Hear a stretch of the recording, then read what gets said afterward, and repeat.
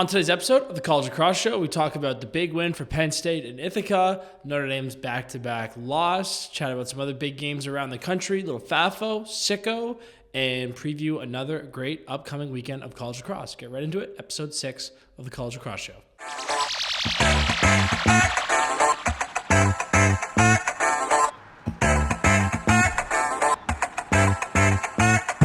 All right. Welcome back, episode 6 of the College Lacrosse Show. I'm John Donville. You're Dan Arestia. What's going on? What's going on, man? I'm good. I'm still catching up on sleep a little bit from a long trip to Syracuse on Sunday, but happy I made that trip. And it was a fun weekend of games, I think. A lot of cool results and a lot of cool plays to talk about.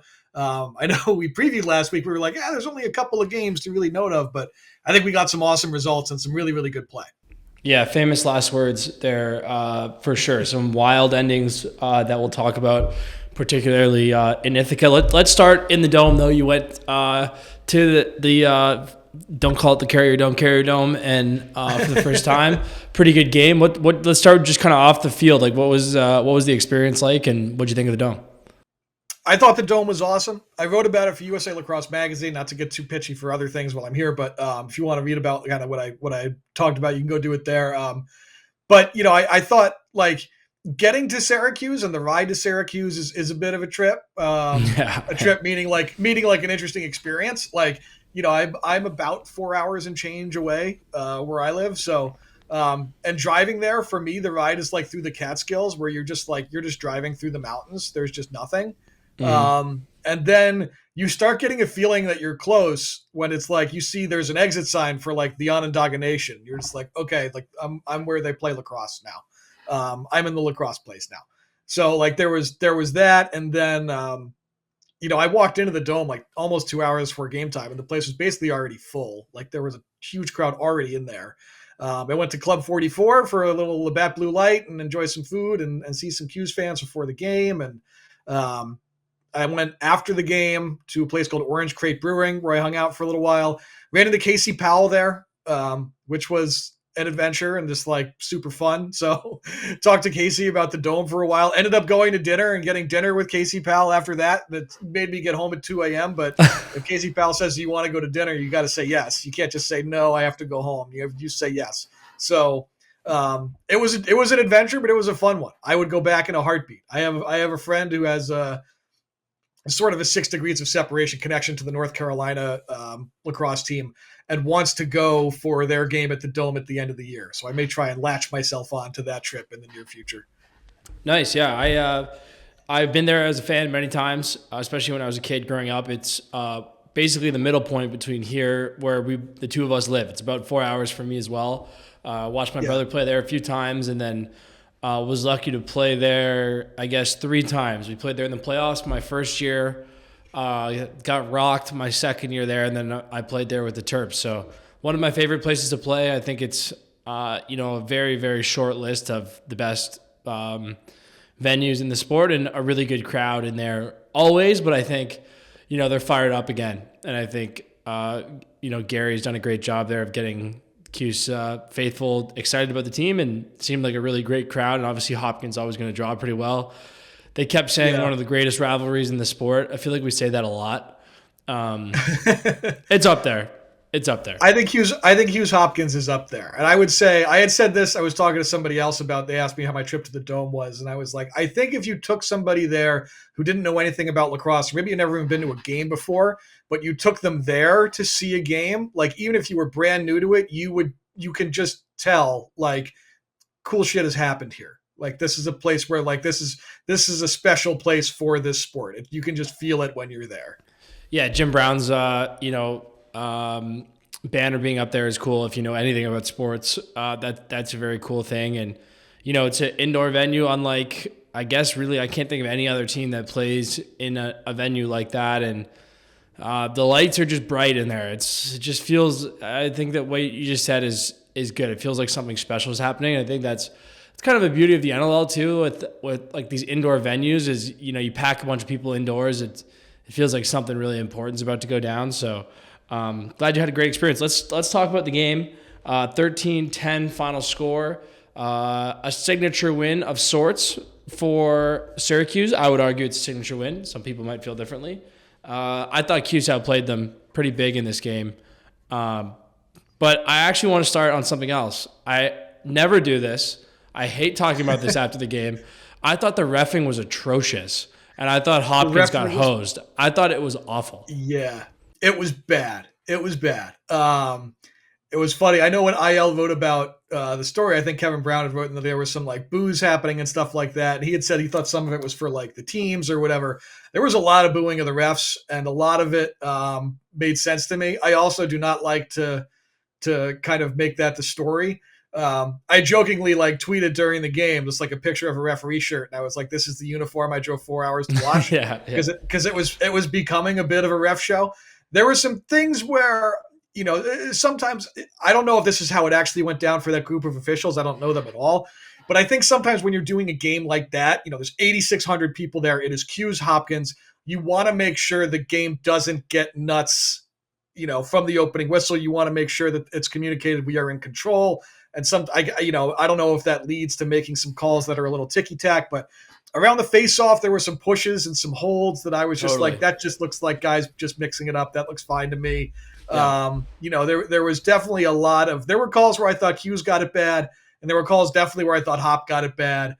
So for the people who say as long as it's consistent, okay. I mean, I don't love it if it's consistently bad, and it felt kind of like that. But yeah, I will say the officiating, I think, was something that it was like, I don't know if they won or lost the game for anybody, but it was one where I could have done with a few fewer flags in the field for sure.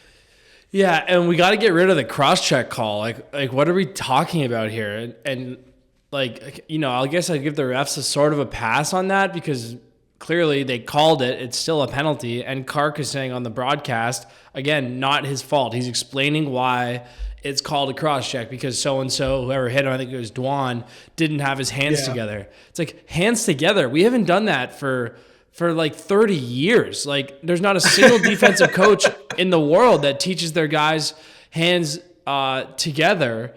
So, anyways, I think that's a ridiculous rule that we still have that. You know, if you want to, like, people might say, like, oh, you don't want big cross-checks. We already do. Like, we have that. So if that really pisses you off, then fine. But we already have full cross-checking. I play in a league where cross-checking is allowed. I'm telling you, it's the exact same.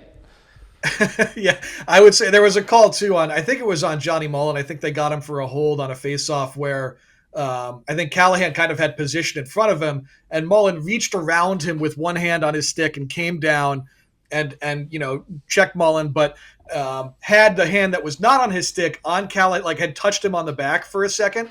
And to the letter of the law, that is a hold. But same you know with what? The one on like, Hackler, yeah.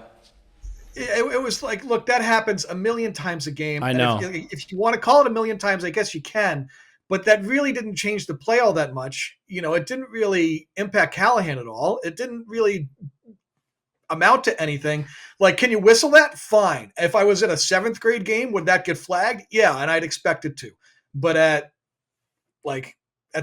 Cuse Hopkins, I would expect that that's one where maybe you don't throw it, and the ref in that moment can say, hey, keep your hands off him, keep your hand off, whatever. You give him the series of warnings first or whatever, and then then you ding him with a flag. But yeah. There's also a really soft one in front of the off ball in front of the goal where someone pushed the guy into the crease. I mean, we're talking barely pushes him in the crease.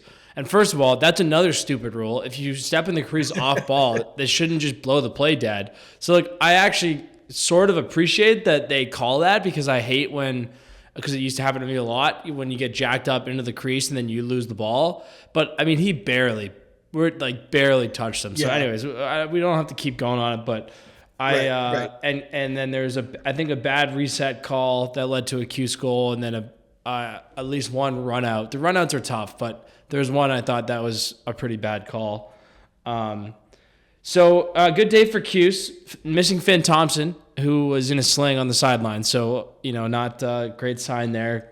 Wishing Finner the best of luck. I thought Cuse outplayed him, to be honest. They won, clearly. I thought they were clearly a better team. They got better looks the whole day.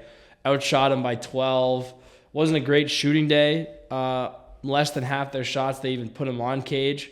but only 6 saves for Hopkins. But most of those were on pretty good looks. I thought it was a good day overall for Cuse. Yeah, I thought Hughes did pretty well. Like you said, doing it without Finn Thompson is important. I thought, Trey Deer, I had heard before the game started, they were going to start Trey at attack. And as a guy who all of last year was hoping to see more of Trey Deer in the lineup, but just like their personnel was such that a guy even that talented wasn't able to get on the field. I was happy for Trey to be out there, and I was happy to see him in that opportunity. I think I know he didn't. I don't know if he scored at all. Actually, I don't know if he had any points, but he made a couple of gigantic plays in this game. One was early. There was a ground ball fight down at the Hopkins end that went on for ages. Yeah, in the corner, guys were fighting, and Trey made a great play on it, kind of tiptoeing the end line to keep it in bounds. And then it was kind of like he won the possession, move forward, goal. So like he kind of started this sequence with this great ground ball that led to a goal. And then late he had the check, like the ride back check where he chased somebody down and kind of got his stick under theirs from behind and kind of knocked the ball free. And it went the other way for a Hughes goal. And like he made plays like that where I thought he really, like it's a 1 under like ground ball or a 1 under cause turnover in the box score. And that's all it looks like. But those are massive plays in that game. So I thought he had a really good game. And then on the Hopkins side, I thought Scott Smith was excellent. He's awesome, man. We've been saying that a lot, but it's true. I thought for a lot of that game, Joey Spallina was happy enough just to move the ball through X. Just get it, move it to the other side, and not try Scott as a Dodger all that often. And a couple of times that he did, Smith won. So I thought Scott Smith was outstanding. Usually for me, he always pops on tape for me as a guy great off the ground, great like as an athlete, like running in transition, all that stuff. But in coverage in that game, I thought he was absolutely tremendous. So I thought he played a great game for them too. And then there was the hidden ball trick, which the hidden ball trick totally fooled the broadcast. It was awesome. Nobody in the building was fooled. Everybody was like, Joey's got it. Everybody seemed to know that Joey had it. It was wild, including the guy guarding Joey. And that was like the weirdest part of it to be there because the guy in front of Joe, usually when there's a flip like that, the defender who's right there who can tell my guy has the ball will put both his hands in the air and say, "It's on me. It's here. Hit his head. He's anything to make this." And like I can't remember who it was, but the guy in front of Joey had both his hands in the air, waving, and was like, "It's here." And I don't know if Stout just didn't see it or what, but man, he followed English down the wing thinking he had it, and we got a goal from 35 yards. Yeah, the one thing I will say about as a former player playing in the Dome, you cannot hear in there. You can't. I'm like at school we would talk about like having you if you're an offense that wants to, it doesn't really happen much anymore, but especially like a little while ago, if you want to call in a lot of stuff from the bench, you just can't at the Dome. Like it won't. You can't hear. So I would imagine that's what happened there. Also, a hard place for goalies to play. Obviously, Stout, not his best day statistically. Don't think a lot of that was really his fault, but it's a hard place to see the lacrosse ball, and goalies have talked about that for a long time. Just a very unusual place. Obviously, the Cuse guys get more reps at it, so a little bit more comfortable with it. I'm going to, by the time this is out, I'm going to post probably a video about this, but Cuse was doing this very, in my opinion, unusual offensive strategy that worked really well, where they were basically playing like a 4-2. They had 4 guys high and then 2 guys low, and especially because it was Spallina, they didn't want to come off the low guys, so it was essentially like an open set, and Hopkins would have to try to pull guys in from somewhere else to have someone prepared to slide. And basically that was a way of creating some auto separation for Cuse. They got a bunch of good looks out of it. I thought that was a really well schemed up, adjustment by March. And then Hopkins kind of started reading it. And then after that, they went to like a 1-4-1 with 2 guys in the middle, which is kind of funny. They basically just did the exact opposite of what they were doing. But they schemed up more good looks than Hopkins did, I thought. Hopkins, obviously without Melendez, their goals were kind of random. They got a few in transition, a few like late clock ones. Teams with big physical midfielders are going to give Cuse trouble. I think that rope unit a little bit. There's guys that can kind of run over you.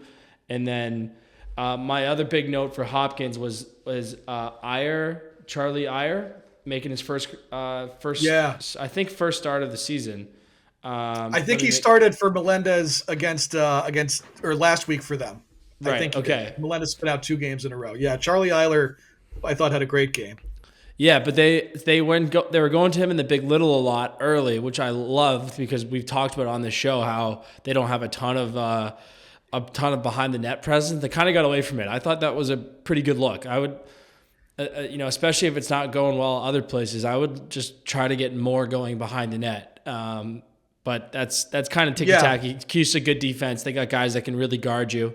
That was pretty much how we thought it was going to go, that game. Yeah. Yeah, I thought to your point about that set early, Eiler made a great play kind of splitting a double through that two-man game early for that first goal. That was awesome. I think that was Hopkins' first goal of the game even.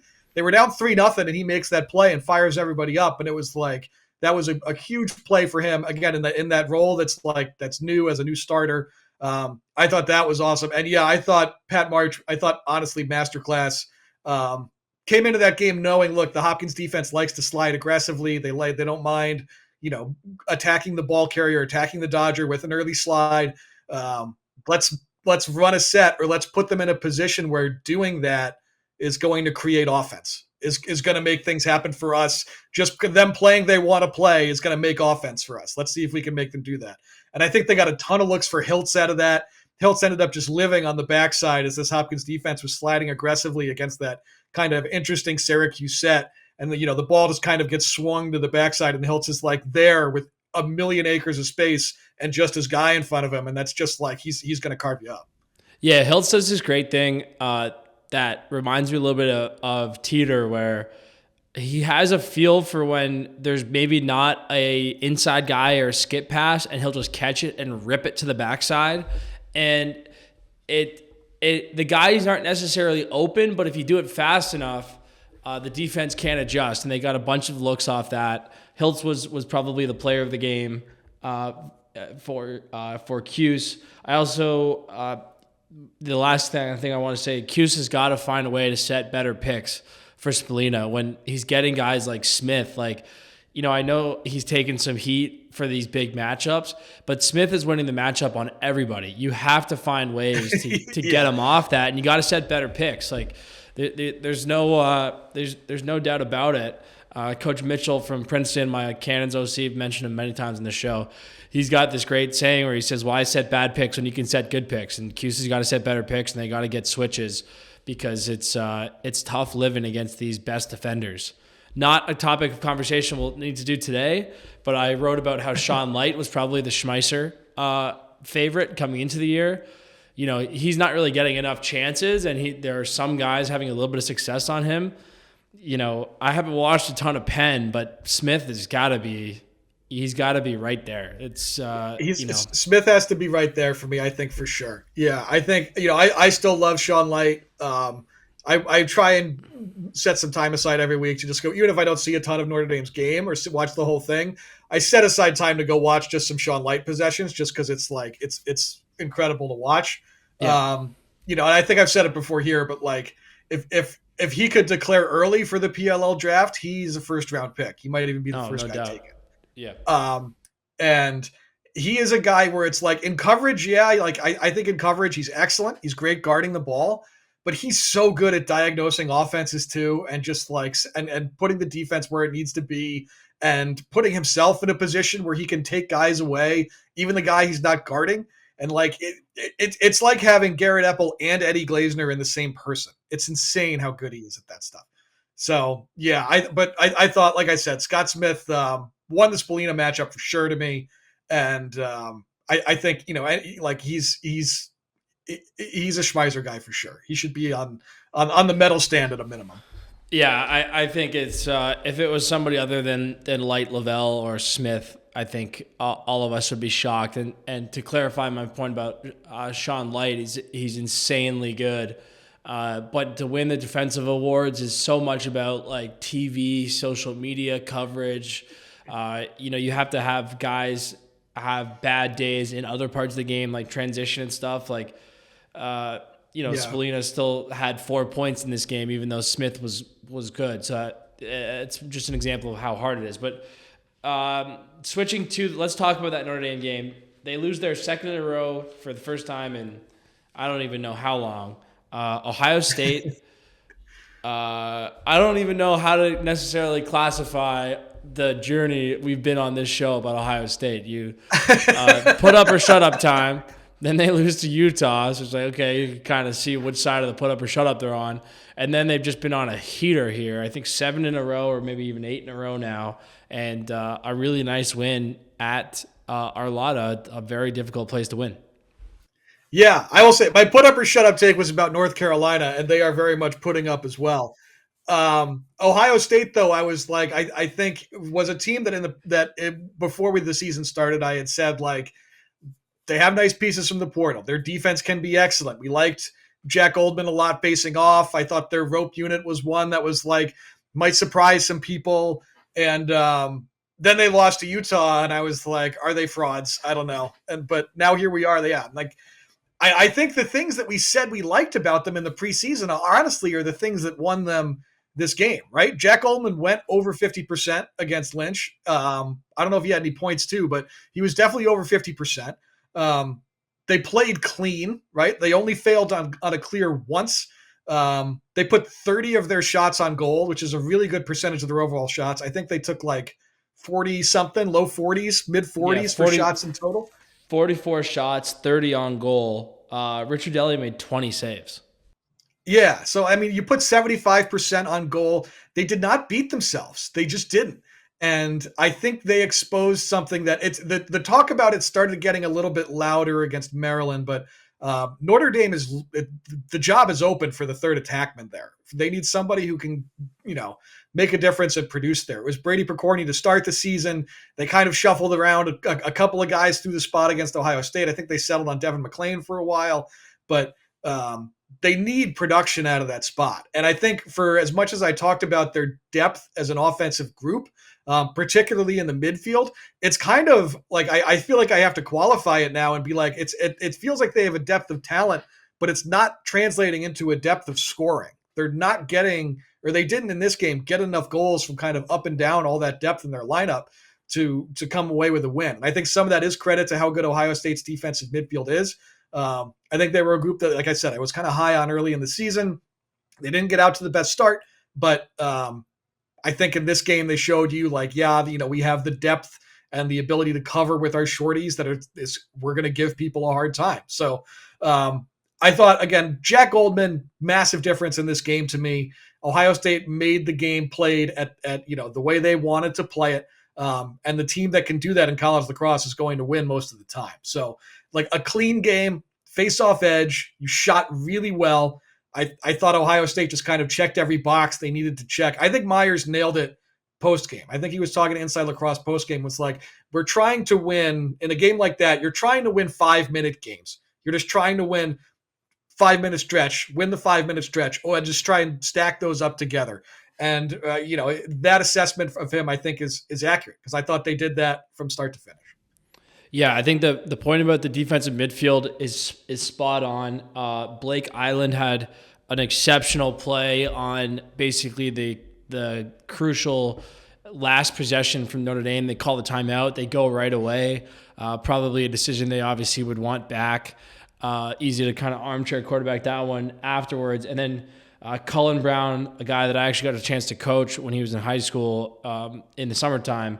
He's an All-American LSM in my books. He's a monster. He is just, and he's aggressive and fundamental, and that's just a tremendous combination. I remember when he was playing, I coached his club team, and I remember he would just run as hard as he could beside guys and just like slap check them over and over and over again. No over the heads, no rusty gates, no nothing, and just try to like bottom hand, fundamental, just aggressive, fun to watch. For Notre Dame, it's like kind of slept on, but they got away with 3 righties at attack last year and the year before, and that is because of 2 reasons. One, the Kavanaughs are super two-handed and just these like unicorn offensive talents. particularly Pat in terms of like the left-handed thing, or not particularly Pat, but just having two of them. You had two guys who could go everywhere. And then they had Eric Dobson over there, who was just a lefty machine, who could kind of slide in and give you a lot of presence on that side. When they put McLean at attack, they're going three righties. It's really hard to play that way. I wonder if it's Jeffrey, the midi that slides down. I think you have to play a lefty there. It's so unusual to go three righties for a good team, and it's a credit to basically how insanely talented and malleable their guys were last year. But they got to find some lefty who can give them presence down there, in my opinion.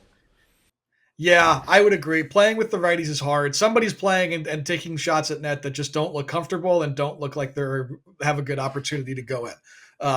Playing in that kind of unnatural way isn't going to work out. I don't think really for anybody. But I think the Cullen Brown call out is a good one. I think again you can't talk about Ohio State without again bringing up Bobby Van Buren and how good he's been. Kind of made like the joke about it when they played Virginia. I was like, oh yeah, he bought McCabe Millen a front row ticket and gave him a seat on the sideline and turned him into a spectator for the game. He's doing that to everybody now. He is an absolute monster of a defenseman who just like Cullen Brown. It's like, look, is he going to have his highlights like set to dubstep with like over the head checks and stuff? No, it's all substance and no style. And I could not mean that in a nicer way. He is never, ever going to give you an advantage or disadvantage himself in some way by throwing a high-risk check or making a risk with his feet or his hips. He's just going to live in your pocket, slapping, shoving, and just disrupting his guy the entire game. Yeah, straight zeros on the box score for Van Buren, which is incredible given how good he was. But that's it. He's going to cover you. He is going to not let you get to the net. And Chris was still good. But Van Buren's a load. It is unusual to see Notre Dame, like they're making mistakes. They made some mistakes on defense, some missed assignments. They made some mistakes in the clear, some very unusual ones. They had some kind of bad passes in there. Again, it's hard to be good. It's hard to be awesome for an extended period of time, and they've had as good a run as anybody. And it's a good little wake up call for them that there's a lot of good teams out there. The other last point I wanted to make was, I think Notre Dame was caught off guard a little bit by the ability for Ohio State's middies to score unassisted. Yeah. And this is against a hot goalie too. So it wasn't like they were, but just 4 assists for Ohio State on 10 goals, which is unusual. Liam White had a huge clincher to tie it, just a sick play to just get to the middle and pound it. And again, just a very unusual thing to see against this Notre Dame team that we haven't seen their D-middies get beat a lot, and then we definitely haven't seen guys unassisted shoot step downs and hammer it past Entenmann. And again, Richard Daly was phenomenal, so it's not a shot at the goalie, but I was impressed by the Ohio State midfield and their ability to win. Yeah, that was another spot I think for sure that deserves a call out, as we've been used to the last few years. Really, it's been a key to their success and their championships is they cover the midfield really well. They've been running deep at D-midi for years here, and they still have a great defensive midfield at the top end of it with Will Donovan, with Ben Ramsey. But I think the two-way guy or the midfielder who's been so good in coverage for them, they're not as deep there as they've been in past years. And Ohio State found a way, I think, to expose that and find matchups they like, be it with big bodies, with guys like Jack McKenna, who's like, look, he's going to run out of the box and he's like 6'6", 240 or whatever. Like, if you don't have somebody ready for that kind of physical matchup, he can win off the dodge. He can take you for an invert because he's an attackman. So they have that midfield strength that I think exposed, to your point a little bit. Notre Dame's not as deep maybe as short stick D-midi as we may have thought. And then rough news for Alex Marinier, recorded an assist in this game. So he finally has left the ranks of the guys with all goals, no assists. He's now at, I think, 24 goals and 1 assist on the season. So I was thinking that. I'm not sure. I just watched. I watched the game to prepare for the show, so I was, not in real time. I'm not sure I remember the assist in there though. So I don't remember it happening. I don't remember seeing it either. But he got one. I'd be the first guy to ask for a stat correction in the other way. he was, by the way, awesome again. Great story. Quint was all over it on the broadcast. So great story there. Congrats to the Buckeyes on a big win, the biggest probably win for them in a while. The other thing I was thinking is that Ohio State team and the Maryland team, and two teams that don't like each other, two coaches that, everyone here has YouTube. That game could be that might be the first top 10 SICKO game of the year, because that game could you cannot be, miss that. Everybody get the gloves on right, get the right colors sorted out. Yeah. Down to the threads of the uniforms. Make sure everything's perfect if you're Ohio State. Yeah, foil on, gloves next, all the same color. Make sure you get them on, and I'm excited to watch that one. The people know who I'm cheering for. Okay, speaking of games where the people know who I'm cheering for, Penn State Cornell, weird game. Cornell basically in control the entire way. Cornell put barely any shots on goal, held one of the best goaltenders in the country to just 4 saves, was essentially in control. 2.5 minutes left, they're up 4. Failed clear is 1, gets them to within 3. Then a 2-minute non-releasable. They get 3 man-up goals, end up taking another penalty after that, and then they lose in overtime. A heartbreaker for the Big Red. Penn State has seemed to have our number here in recent years. They smoked us last year. I think they beat us the year before that by quite a bit at Shokov too. So it's when I was there, Ament and Co took it to us at least one of the times we played them as well. So it's just been kind of a slog as of late. Penn State, credit to them, missing, I believe, their entire starting attack. Pull out the win, but just a weird one. I'm not sure really what else to say about it. Yeah, I think you hit a lot of the notes that made this kind of a weird one. I think, if you're a Penn State fan, you're loving that you went to Ithaca and won without your starting attack. And you trailed by 4 goals on 2 separate occasions in that game too. So I think the penalty late, there were a couple of things that happened late that I think were worth kind of like the shout. The penalty late, the 2-minute non-releasable is on Cornell's faceoff guy. And sometimes you get the penalty late and it's non-releasable, but it's like, all right, you get the first one, then you're like, well, we have to actually win the faceoff if we're going to try and keep this thing rolling. But penalties on Cascadin. So Penn State's just rolling out there and they're able to do the make it take it thing for 2 minutes of penalty time. Yeah, 9-2 were the faceoffs in the fourth quarter.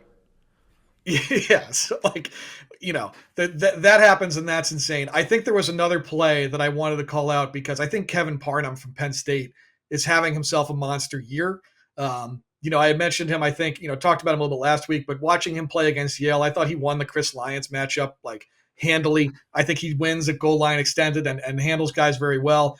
Late in this game, Cornell has the chance to run the clock out. The ball is in CJ Kerr's stick and they are leading and there's enough time left for them to do it. And Kevin Parnham just shoves CJ Kerr out of balance on the end line and just wins the ball back. It was an incredibly gutsy play from him. So I thought him and Alex Ross, I think, drew the actual cursed matchup. Parnham happened to be the one that made that play. But that pair for Penn State's defense, I thought, all things considered, played pretty well. The one thing I guess I kind of take away from this is that if you're Cornell or you're a Cornell fan, you watch that, you have to come away thinking we're not a championship team. That result doesn't happen to a championship team. You don't give up just a string of man down goals to cough up, this lead you had, and then another bad penalty to go into OT. That sequence of events to close that game cannot happen to a team that thinks they're going to be there on Memorial Day. You just have to be cleaner, smarter, better than that. So I thought, in that sense, is that maybe a little wake up call-ish for Cornell? We're not good enough to go out there and make a bunch of mistakes and still think we can win. There's too many other teams who have the talent or can catch you on a bad day that that just won't work. So I thought for Cornell, that sequence late was one where you look at it we gave one away and we are not good enough just on paper to go to Memorial Day and win. If we do this to ourselves, we're going to lose games. We don't have the talent to overcome this. Probably nobody does, but that I think is the feeling I had for Cornell watching that one late. It's a championship team isn't making these plays. They're not putting themselves in this situation.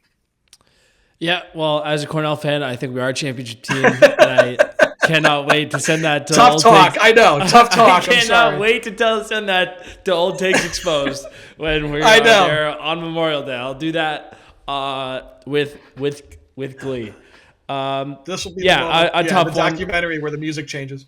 Yeah, I think that another kind of tough element for Cornell is like who knows what this Denver win's going to look like in a few weeks as well. Yeah.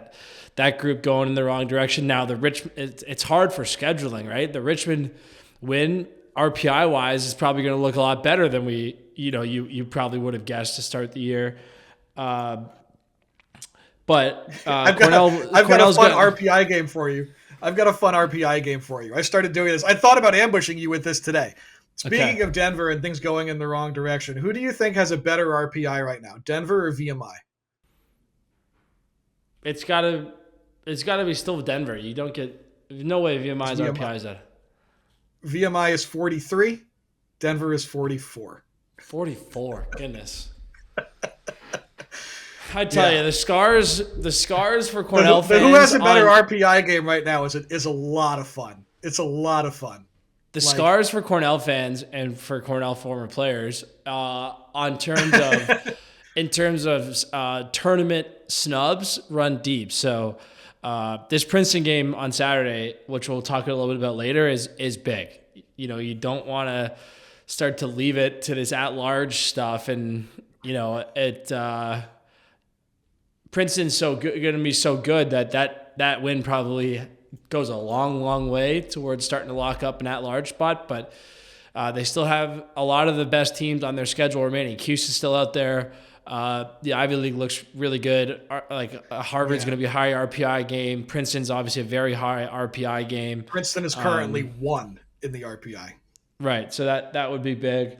And I thought CJ was good in this game, but it feels like we're maybe sitting on a FAFO game from CJ here. So I will I will be excited. I think that's what you would want to see. That. Yeah. I think that's what you would want to see as a Cornell fan right now is like after a way that one ends, you want to go out there and be like, let's set the record straight.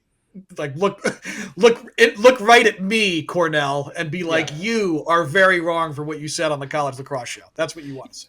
Yeah, and Penn State's a top 10 team who, regardless of like whether you thought Cornell should have played better, was good enough to win on the road without their top 3 attacks. So this is probably a pretty good team. And losing top 10 games doesn't really hurt you. It's just it'd be nice to obviously have it in the back pocket. But let's go on to the FAFO of the week. I only have one, but I'll let you go first. All right, I've got 2. I'll give you one that's kind of a shorter one, just a deep cut here. I'm going to the D3 world for my first one.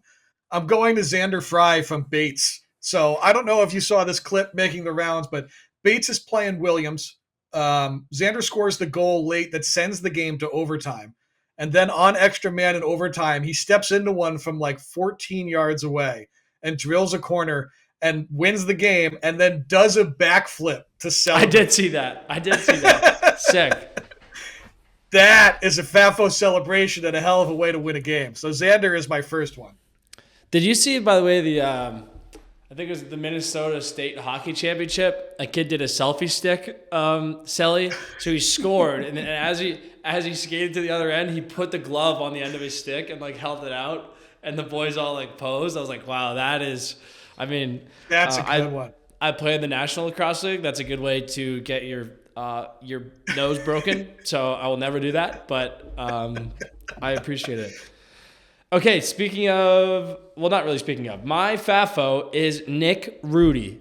He is an attackman, just made his first 3 starts for the University of Michigan, had 3 goals and an assist this past weekend, is up to 10 goals and an assist for the Wolverines. His dad, Bobby, is a WWE wrestler. He was with NXT for a long time, TNA for a long time, signed, I believe, in 2016 in the WWE, has had multiple championships on Raw and SmackDown. I've seen him all the time in the summer in Peterborough. He looks exactly how you would expect a wrestler to look. Would not want to F around with him. And his son, Nick, out to a great start to his Career starting at Michigan, been a tough year for the Wolverines, but he's getting it done. So that family, FAFO. And then my other one, friend of the show here, I had to shout out Sam English for his play in the Syracuse game. I mentioned on social, and again, this is why, somebody came at me after I said it. They were like, "Oh, he went whatever 0 for 5 shooting and only had an assist." It was like, listen, this is why you have to watch the game, and you can't just see the box score. Sam was a first line midfielder. He took wings on faceoffs. He was the man down midfielder. He punt return cleared, and he was the guy running the clock out at the end of the game. I don't think they track minutes on the field like they would track minutes in hockey, like ice time in hockey. But if you did, I would bet Sam English was around 50 minutes of the 60 on the field in that game. He never came off. And then late in that game, there's like 3 minutes left. He's got the ball in his stick. Hands are on hips. Like, he is clearly very tired, but Hopkins is just kind of playing off of him. With the ball, he reaches down, stretches out both of his calves, and then runs by his man again. And I could not believe, he was just endless energy from him. He really, I think, might have played the entire game and was finding ways to stretch during the course of play and still beat his man and create opportunities for Q. So I thought Sammy English deserved a FAFO this week for sure. Yeah, he's everywhere. I think Houston's got to be careful a little bit. They played their first line midfield a lot. Yes. Those guys are out there a lot. They're also very good. Leo with the hat trick. But Sammy, he was out there a whole heck of a bunch. I'm curious if they can find some juice for their second line, or at least maybe open up a lead that gets them some more run. Okay, SICKO game of the week. I'll lead us off here. This gets tricky sometimes during the week. I'm going with Towson, Delaware. Again, two good programs, so SICKO towing that line again. So Towson's 1-5. That's kind of why I chose it. But their losses are to Hopkins, Syracuse, Navy, St. Joe's, and Virginia. And some of those were close. The Hopkins loss was close. They were in the game on some of these other teams. Weishauer is going to be a PLL guy when he's done. They have lots of good players.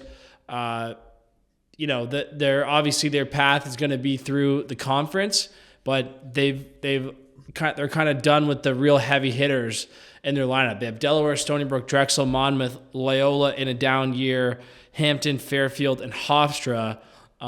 Excuse me, I shouldn't say they're done with the heavy hitters. The undefeated Fairfield Stags. Fairfield Stags are lurking. But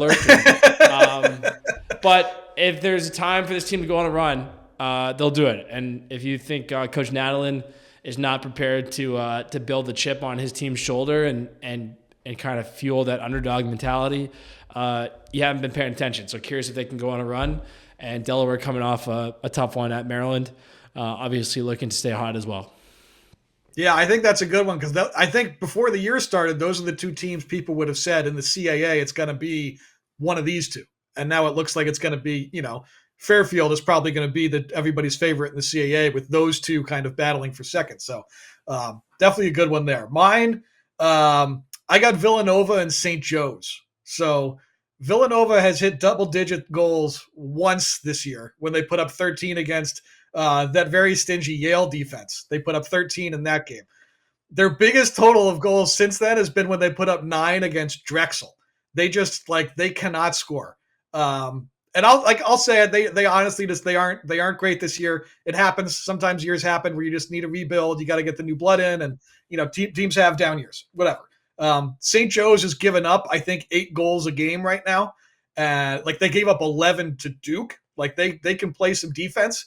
I don't think people are scoring goals against the Hawks. Their offense is kind of coming together, but they've won 4 straight. So this is also a Philly on Philly matchup. You got St. Joe's and Nova doing the Philly thing there. I think this has Philly rock fight written all over it. The score that you're going to look at and be like, this game is going to set lacrosse back because it's going to end 6-5 or something. So I'm going to take St. Joe's and Nova in a rock fight as the SICKO game of the week. Yeah, by the way, I think I was just looking at the Nova schedule, but they had Lehigh in there. Lehigh 1-goal loss to a Richmond team that's looking pretty good now. and then back-to-back wins over Nova and Navy. So after a tough start to the year for Lehigh, look out for them as the Patriot League prepares to eat itself as it always does. Okay, biggest game of the week, no doubt about it, especially given what happened last week and the urgency now for my Big Red. Princeton going to Showcroft Field, marquee matchup of the week. What are you looking for here? I think for me, I kind of mentioned, talking about the way we covered Cornell a second ago, but you want to start by seeing your stars take control, right? Yeah. A game that ended in a way that has to have you feeling bad is where you want to see CJ Kirst and that attack go out there and just like, I would love to see, if you're a Cornell fan, I think you'd love to see like Cascadden face off to CJ Kirst, and he's just like, get out of the way, I'm going to the net, and just goes and scores. I think that's what you want. And then does a backflip. And then does a backflip. Exactly. No, you actually you don't want to see that. You want the double arm fist pump from CJ. That's what you want to see. That's how you know he's. You want the immediately the glove on the end of the stick for the selfie. Yeah. But like I think for Princeton, the start of league play is important because the tough part of their non-con schedule is over. Like their non-cons left are Lehigh, who we just said is not an easy out, and Vermont, like. Not a nobody, but certainly two teams you would expect Princeton to be heavy favorites against and probably beat. Other than those two, it's just the Ivy left for Princeton. So I think Princeton's attack is a top 2 or 3 unit in the country. I think Cornell's defense has been inconsistent.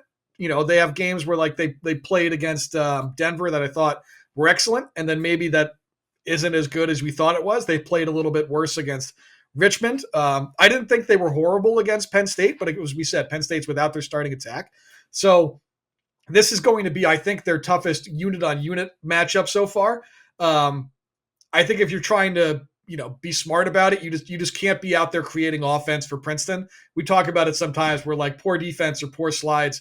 It's not just that sometimes like it's a bad idea to slide there or like the guy's not beat, but if you create offense for a team like Princeton by unsettling your defense for them and not making them do it, you're going to get scored on a lot.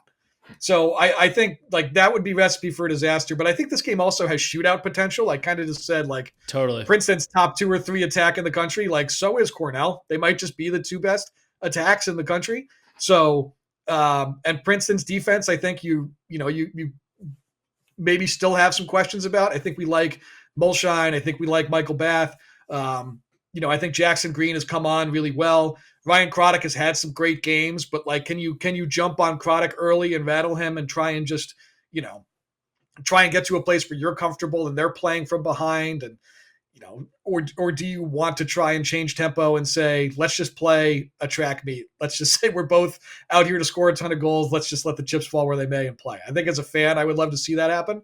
But I think the team that can kind of take what the other team gives them, the mistakes the other defense makes, and punish them the most efficiently to kind of control tempo and keeping themselves in front is the team that kind of, will snowball their way to a win in this game. Yeah, post-COVID, 2022, 18-15 for Cornell victory, and then it's been all 1 goals since then. 2023, Cornell wins 14-13. 2024 was last year, that epic last-second victory for Cornell, 15-14. So, again, scores have been lower this year across the country. We're seeing that, I think, as a real trend. But these two teams, there's just so much firepower. And then I played for Coach Buse. I played for Coach Mitchell, 2 of the smartest and best offensive coaches out there. So I think it's got some shootout potential, obviously, but also some like insanity, fun potential as well. So that should be a good one. Let's talk about, I mentioned Cuse Hopkins being one of the best rivalries. Well, the rivalry of the last decade, I don't think any question, has been Maryland-Virginia. Another addition this week, obviously a different looking Virginia team. But any thoughts going into that one? It's funny when we talk about Maryland, before they kind of got to be number 1 in the country, Maryland, we were making the jokes that just like, all right, everyone's picking against Tillman this week, so just make sure you go the other way and pick Tillman. Like, are we arriving at a game where like everyone's going to be picking against Lars Tiffany this week? So does that make it the week that you should probably pick Lars Tiffany in Virginia? Like, maybe. Last year, Maryland comes into this game at 5-1. Their only loss was Notre Dame when they played, and they dropped that game. Virginia went, I think, to Maryland and won. So to me, I think Virginia, the key for them for we say it almost every week about them, but they need to find a way to up the tempo in this game. I think Maryland's going to show up and try and play the slowest game possible. They want, like, the book all year on UVA is they want to play a track meet. They want to win a track meet. They want to go up and down. They'll win a track meet against anybody, but they'll lose like a boxing match. They'll lose a stop here and fight, go to here, stop here and fight. Like, they won't win that game. The 6v6 slugfest is not how they want to play. I think any chance UVA gets to run, they need to take it and they need to be aggressive. I think early in the game in particular, like if you can try and push tempo early and you can get to if UVA can get to 2 or 3-0, like if they can get out of the gate and score a couple of quick ones and kind of scramble plays or just make a couple of good plays against Maryland and just try and have the Terps deal with the feeling of playing from behind for as long as they can to try and make them play faster that way. I think that could work in UVA's favor. But to me, I think another, Griffin Schutt's a guy to watch. I think UVA needs him in a game like this. Last year against the Terps, he had his best game of the year. I think he had 6 points. He had 4 goals. 4 and 2. It was by far his best game of the year. I think, the Maryland close defense has been excellent winning matchups. I don't think UVA's plan can be to go in and win with their attack. I would not count on Millen and Colsey and Sunderland are wonderful players. Maryland has shown they can guard everybody's attack right now. I think you need to go in there with the plan of how are we going to have Schutz involved? How are we going to get production from elsewhere if we can't generate a ton, from an attack? So UVA, as I said, key, I would try and be push early, try and get an early lead and do whatever you can to keep that tempo high and then see if you can get Griffin Schutz to give you something special like he did a year ago. Yeah, the irony is Maryland has been awesome in transition this year. We covered that pretty extensively last week with Spanos, but I think you're probably right in terms of Maryland trying to slow it down on them.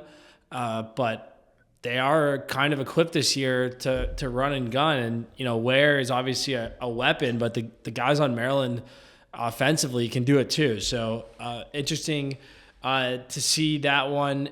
So they won last year in the regular season, then obviously Final Four, Maryland took it to them.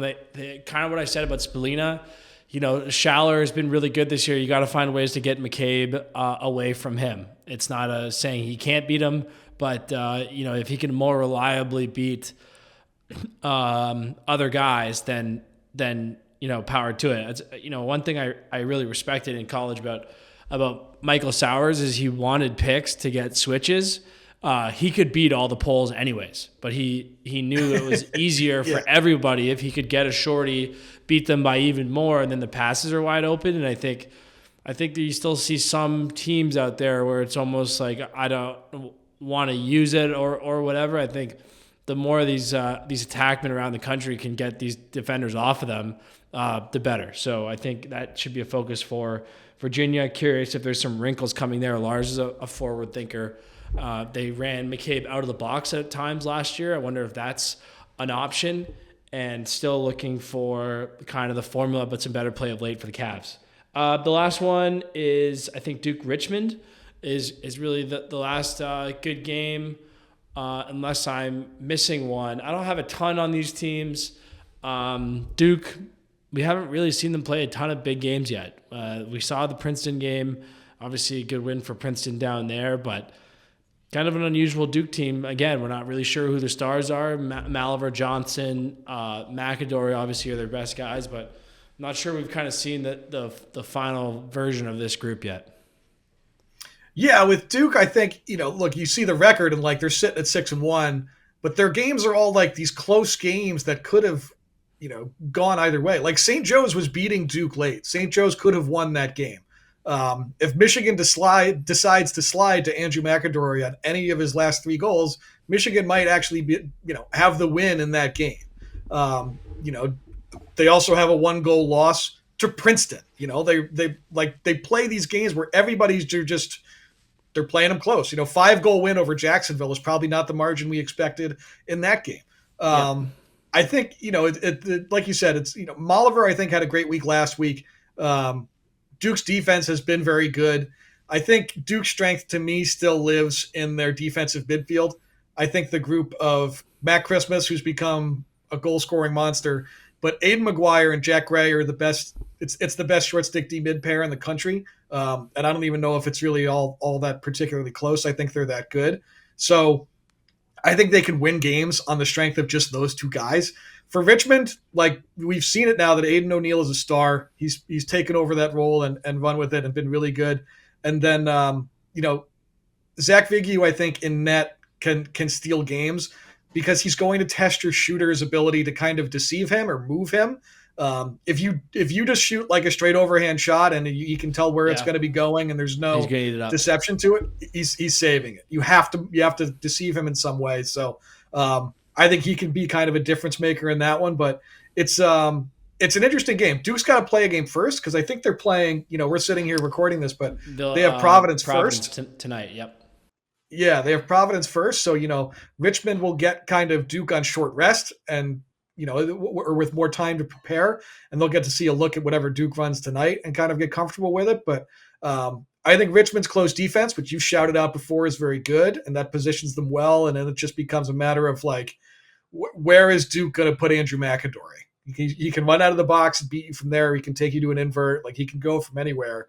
So, it's a Swiss Army knife player that Duke can use to attack wherever you think or wherever they think your defense is the worst. Yeah, it's he's been more versatile than many other star players I can remember. Usually you're not bouncing around your best guy, but his ability to play as a downhill dodger up top and then as a pretty savvy X-player, especially last year, was really impressive. No kidding. Kid's a first-team All-American, best recruit in high school. Will be playing in the summertime here pretty soon. Okay, Denver, Ohio State. Denver needs a win. No doubt about it. Ohio State is rolling. Maybe a trap game for a team like Ohio State that hasn't had a real marquee win like that.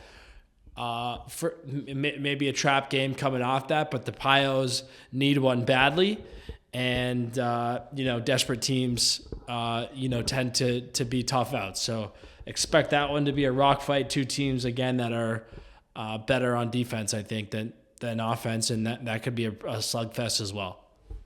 Yeah, you mentioned like Denver's best win right now. I think it's either Utah or at Air Force, and then we kind of like mentioned it a little earlier, but like their current RPI, and I know it's still early, maybe talk about that, but their RPI as of today, if you go to Lax Reference, is 44, and it's really really they need something to beef that resume up, and right now Ohio State is really looking kind of like the best opportunity they still have to do it.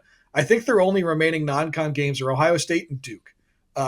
And that Duke game is neutral site in Dallas. So they're going to have to travel to that. But those are two great opportunities. Their RPI will not be 44 if they win both those games. Sure. I think this is a place where you look and you say Denver really still continues to struggle with the face-off, and Jack Oldman just kind of was feeling it and cruising in the Notre Dame game, going over 50% against Will Lynch. So I think that's a concern for Denver coming in, is making sure that you don't get crushed on time of possession, courtesy of Jack Oldman and the Ohio State rope unit. And then it's a big day for Denver's defensive midfield, I think. It's like if you just saw the Notre Dame game, you saw what Ohio State can do from the midfield with the players they have. So Casey Wilson, a key guy. Where does Jimmy Freehill go, and who do they use him to cover, I think is key. Who do you decide? I think right now, if you're trying to decide where does my best defenseman go against Ohio State, I don't know if it's always super clear to me. It might be Haas. It might be somebody else, So a little bit Maryland-ish in that sense, yeah. Yeah. How you scheme to be like, let's take this guy away. Like whatever the other five guys are all still going to play well together. So I guess the deployment of Denver's defense and then making sure they don't get crushed in possession is key to me. Yeah, a lot of invert for Ohio State too. So the matchups, the close defense matchups are not super important. It's a lot of big little and a lot of invert. So good call there. I think we'll call it there for the day. This has been episode 6 of the College Lacrosse Show. Another great episode. Thanks for being here. Sticks in Lacrosse is your site. A PLL mock draft up. That's today. right. Just dropped. Lots of other good stuff as well. You're writing at USA Lacrosse Mag and a few other places, and we appreciate you being here with us. So Thanks, man, and we'll see you next week. Yeah, I enjoyed Back of the Bird this week. I can't believe Paulie had to sit between refs on a flight home. I couldn't get enough of that story. All time. All time. Yeah. All right, man. We'll talk to you. All right. We'll see you.